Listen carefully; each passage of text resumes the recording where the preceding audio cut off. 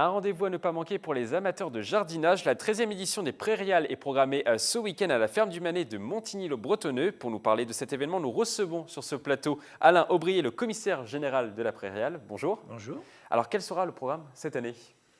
Bien, au bout de 13 ans, c'est quand même la continuité, mais il y aura... On est dans la tradition. Dans la tradition, il y aura 55 exposants, dont plus de la moitié dans les métiers du jardin, qui viendront proposer leurs plantes ou leurs services aux habitants de la région.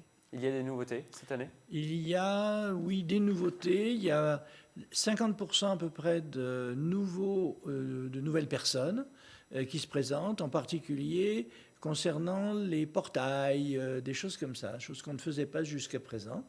Et puis naturellement, des plantes quelquefois un petit peu plus rares. On a un rosieriste qui est revenu cette année, on n'en avait pas les précédentes éditions, enfin les récentes éditions. Donc ça, les rosiers, c'est toujours très, très prisé. Et il y a beaucoup de personnes qui viennent chaque année. Ça va dépendre du temps. Ça va dépendre du temps. C'est difficile de connaître le temps. On peut aujourd'hui penser que les gens, puisque quand ils s'achètent un billet d'entrée, ils peuvent venir autant le samedi que le dimanche. On pense à peu près avoir 2000 entrées le samedi et 2000 entrées le dimanche. Et c'est un rendez-vous plutôt pour les spécialistes ou c'est un rendez-vous finalement pour tout le monde, toutes les personnes qui aiment jardiner? C'est un rendez-vous qui est vraiment pour les habitants de la région qui veulent, au début du printemps, relancer leur jardin et avoir de nouvelles plantations. Et ce n'est pas du tout un salon de spécialistes, c'est un salon pour tout le monde, mais avec des conseils de gens qui connaissent, d'exposants qui connaissent très, très bien leur métier. Et c'est le moment idéal pour planter en ce moment? C'est le bon moment, ça dépend pourquoi. Mais pour la majorité des plantations, c'est le bon moment, oui. Et le jardinage, c'est toujours aussi populaire, on peut le dire? Il semble que la plupart des habitants ayant en partie amorti un petit peu l'achat de leur maison ont plus de facilité en ce moment pour décorer le jardin. On a deux personnes qui viennent pour redécorer un jardin, pour refaire un jardin.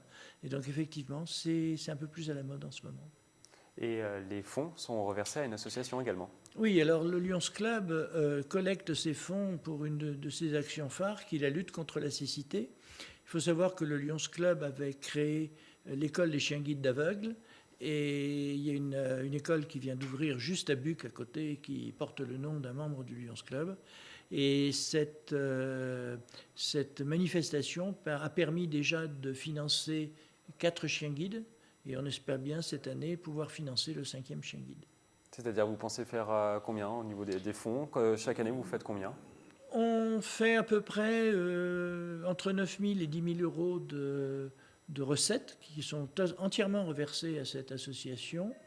Et il faut savoir qu'un chien guide, ça coûte entre 15 000 et 20 000 euros à peu près, parce qu'un chien, il y a sa naissance, son éducation, sa nourriture, ses frais vétérinaires, le suivi pendant toute sa vie, et puis une chose qui est très importante aussi, il a le droit comme les autres à la retraite.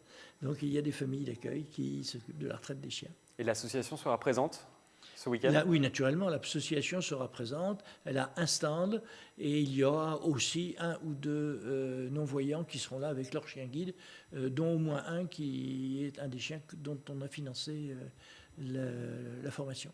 Et il y aura également des produits du terroir aussi cette année? Alors, traditionnellement, on s'organise avec une grande partie sur les produits du jardin, mais les produits du jardin, on peut toujours les décliner avec des produits qui sont gustatifs. Et on a effectivement un salon des terroirs qui a à peu près un quart des exposants. Et là, la plupart sont vraiment des habitués, des gens qui reviennent depuis longtemps, qui ont leur clientèle. Et les habitants de la région attendent ces exposants avec impatience. C'est la 13e édition. Il y en aura une 14e l'année prochaine. C'est déjà signé? C'est toujours le 4e week-end d'avril. Donc la 4e édition est prête. Dès lundi, on se lance sur la 14e édition. Donc rendez-vous en 2017. Merci à vous d'être passé sur ce plateau. Bon courage pour l'organisation de cet événement. Je pense que vous n'allez pas beaucoup dormir sur les prochaines nuits pour l'organiser. Dès demain matin, c'est 6 h du matin pour accueillir les exposants. Bon courage en tout cas. Merci.